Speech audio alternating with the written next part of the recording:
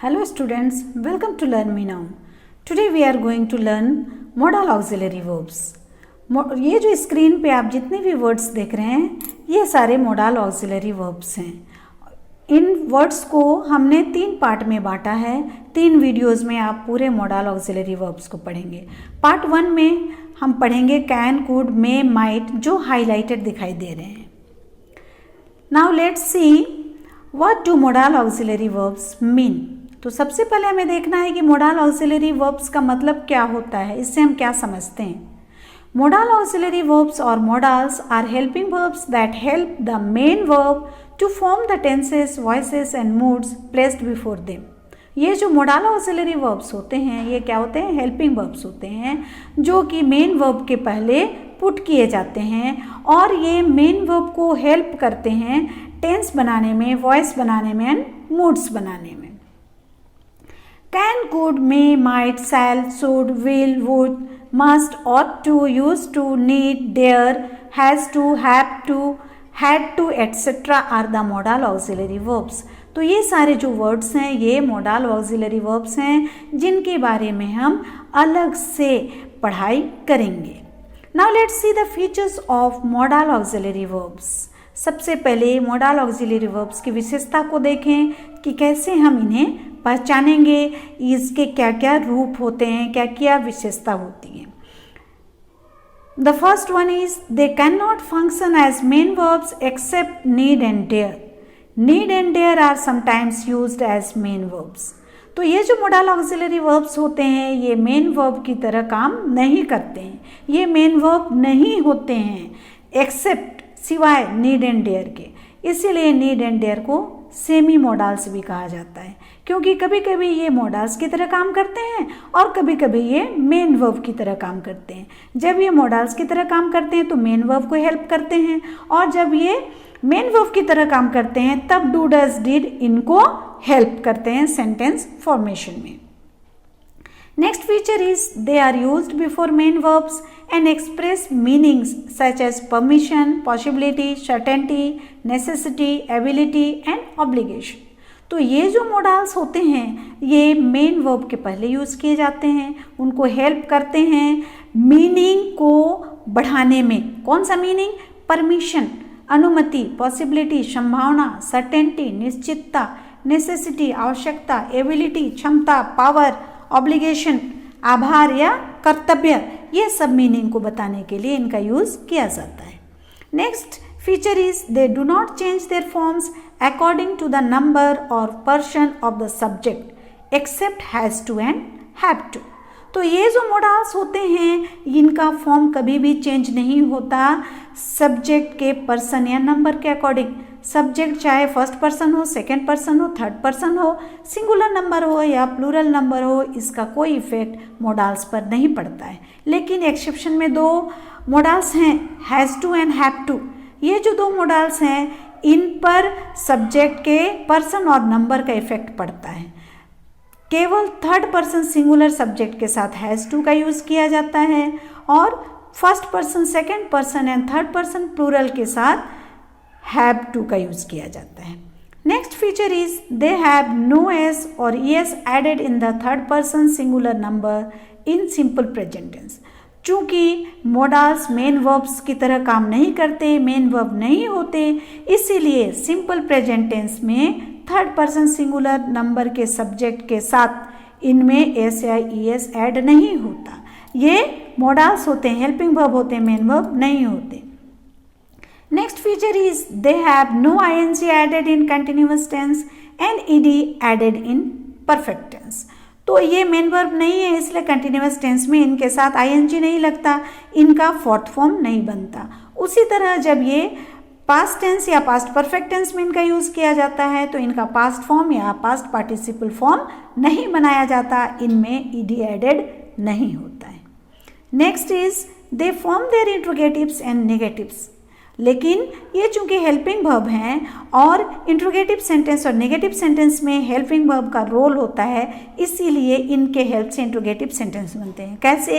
Interrogative sentence में सबसे पहले हेल्पिंग वर्ब का यूज़ किया जाता है, उसके बाद सब्जेक्ट देन मेन वर्ब आता है. तो इसीलिए मोडाल्स भी इंट्रोगेटिव सेंटेंस बनाने में काम करते हैं. उसी तरह नेगेटिव सेंटेंस में हेल्पिंग वर्ब के बाद नॉट का यूज किया जाता है और ये मोडाल्स के बाद भी नॉट का यूज कर हम नेगेटिव सेंटेंस बनाते हैं।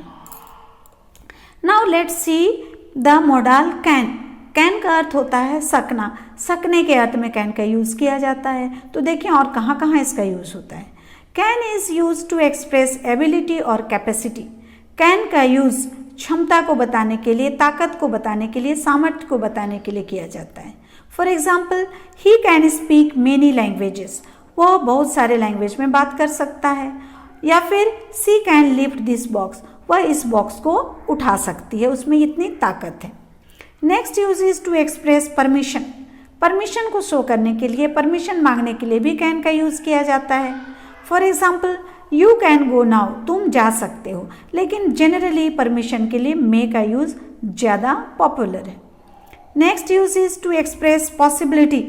किसी कार्य के या होने या करने की संभावना के लिए भी कैन का यूज किया जाता है। For example, it can be true. यह सही हो सकता है। तो यहाँ संभावना है कि वह सच या सही हो सकता है। Next is could. Could is the past form of can, so it indicates the past time. तो कुड क्या है? कैन का पास्ट फॉर्म है। और जहाँ जहाँ कैन का यूज किया जाता है, कैन के यूज को हमने देखा, तो पास्ट टाइम के लिए अगर कैन का यूज करना हो तो वहाँ हम कुड का यूज करेंगे, क्योंकि कैन प्रेजेंट टेंस में ही यूज किया जाता है। So could is use to express ability और कैपेसिटी इन द पास्ट। बीते समय में जब किसी के कार्य करने की क्षमता या उसकी ताकत, उसके सामर्थ्य की बात की जाए तो वहाँ पर कुड का यूज किया जाता है। For example, he could speak many languages when he was in Oxford university. जब वह ऑक्सफोर्ड यूनिवर्सिटी में था तब वह बहुत सारे लैंग्वेजेस में बात कर सकता था, उसमें इतनी एबिलिटी थी, बहुत सारे लैंग्वेज वो जानता था। Next example is she could lift this box when she was young. वह जब जवान थी तब उसमें ताकत थी कि वह इस बॉक्स को उठा सकती थी। आज उठा सकती है कि नहीं ये श्योर नहीं है। Next use is to express permission. Permission के लिए भी, पास्ट टाइम में परमिशन के लिए भी कुड का यूज किया जाता है। For example, could I use your book. क्या मैं आपका बुक यूज कर सकता था? Next use is to express possibility. किसी संभावना को बताने के लिए भी कुड का यूज किया जाता है। For example, the road could be repaired. Road को रिपेयर किया जा सकता था, पर किया गया या नहीं not sure. Next use is to express possibility in conditional sentences. जिस किसी सेंटेंस में कंडीशन आता है, शर्त वाली बात हो और शर्त के साथ संभावना वाली बात हो, तो वहाँ पर कुड का यूज किया जाता है। For example, if he had worked hard he could pass the examination. अगर वह कठिन मेहनत किया होता, ये कंडीशन है कि वह करता तो वह पास हो सकता था, उसमें इतनी क्षमता थी, इतनी एबिलिटी थी कि वह पास कर सकता था। कब? जब वह कठिन मेहनत करता। डियर स्टूडेंट्स, ऐसे ही क्वेश्चंस आपके एग्जाम्स में आएंगे। आप देख रहे हैं दो क्लॉज हैं, दो क्लॉज मतलब जो छोटे छोटे सेंटेंसेस। तो एक क्लॉज आपको गिवन होगा जो कि पास्ट टेंस में होगा, तो नेचुरली सेकंड क्लॉज जहां आपका फिल इन द ब्लैंक होगा वो भी पास्ट फॉर्म का ही मॉडल्स होगा। और सकने के अर्थ में दो ही मॉडल्स आते हैं, कुड एंड माइट। तो आप वहाँ कुड या माइट ही फिल करोगे, और ये जब सामर्थ्य की बात होगी तो वहाँ बिल्कुल कुड यूज होगा। Next use is to express the polite request in the form of question. किसी सेंटेंस में जब पोलाइटली रिक्वेस्ट करना हो, निवेदन करना हो, क्वेश्चन के अर्थ में, मतलब पोलाइट क्वेश्चन करना हो, वहाँ भी कुड का यूज किया जाता है। For example, could you lend me your book. क्या आप अपना बुक मुझे दे सकते थे? Next is as past tense of can in indirect speech. Indirect speech में कैन के पास्ट फॉर्म के रूप में कुड का यूज किया जाता है। For example, she said I can answer the question. ये सेंटेंस आपका डायरेक्ट स्पीच में है। इसे जब आपको इनडायरेक्ट स्पीच में चेंज करना होगा तो इसका फर्स्ट क्लॉज जो रिपोर्टिंग क्लॉज है उसमें आपका वर्ब पास्ट फॉर्म में है। और अकॉर्डिंग टू द रूल, अगर रिपोर्टिंग वर्ब पास्ट हो, पास्ट फॉर्म में हो, तो रिपोर्टेड वर्ब को भी पास्ट फॉर्म में भी होना होगा। इसीलिए कैन का पास्ट आपका कुड लिखना होगा। See the sentence, she said that, comma के बदले दैट लगा, देन सी कुड, यहाँ आई कौन है, सी है तो सी लगाया, और कैन का past form could, then answer the question. तो इनडायरेक्ट स्पीच में कैन के पास्ट फॉर्म में कुड का यूज किया जाता है। नेक्स्ट वर्ड इज मे का अर्थ भी सकना होता है। तो मे का यूज कहाँ होगा और कैन का यूज कहाँ होगा, ये आप थोड़ा ध्यान देंगे कि मे का यूज परमिशन के लिए हो भी सकता है, नहीं भी हो सकता है। इसमें एबिलिटी या कैपेसिटी की बात नहीं होती है। कैन में अगर सकने की बात हुई तो वहाँ पक्का सकना होगा, उसमें ताकत है, उसमें एबिलिटी है, वो कर सकता है तो कर सकता है। और मे में कर सकता भी है और नहीं भी कर सकता है। तो इसीलिए यही डिफरेंस है मे और कैन में। तो मे का यूज कहाँ करेंगे, तब मे का यूज करेंगे टू एक्सप्रेस परमिशन।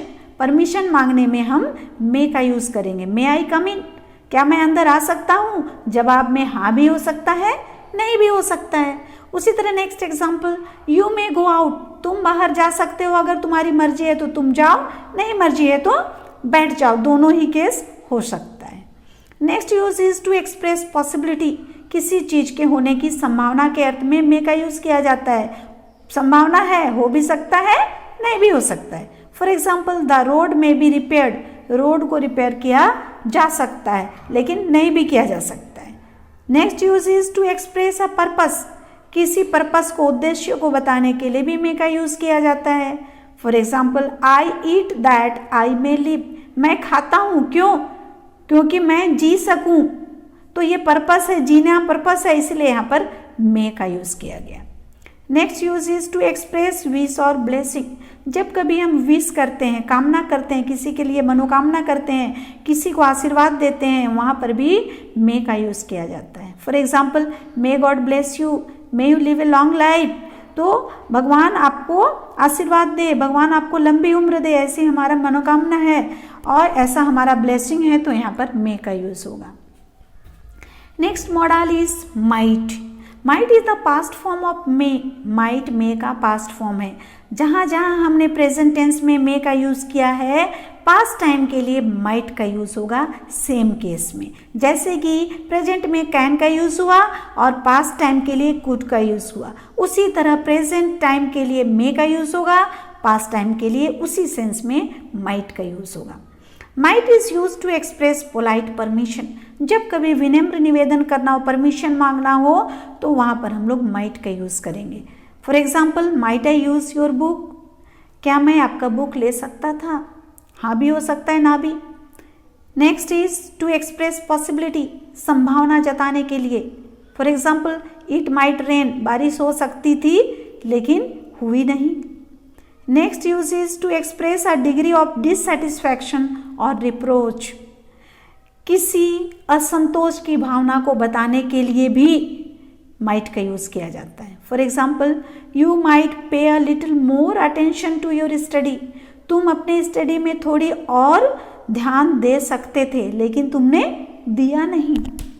तो इस तरह से हमने देखा कि मॉडल ऑक्सिलरी वर्ब्स क्या होते हैं, उनकी क्या विशेषताएं होती हैं, उनको हम कैसे पहचानते हैं और ये जानते हैं कि उनका फॉर्म चेंज नहीं होता है, उनके क्या एक्सेप्शन हैं ये भी देखा। और हमने सबसे बड़ी बात देखा कि कैन, कुड, मे, माइट का यूज़ कहाँ कहाँ किया जा सकता है, क्या क्या उसमें डिफरेंस है।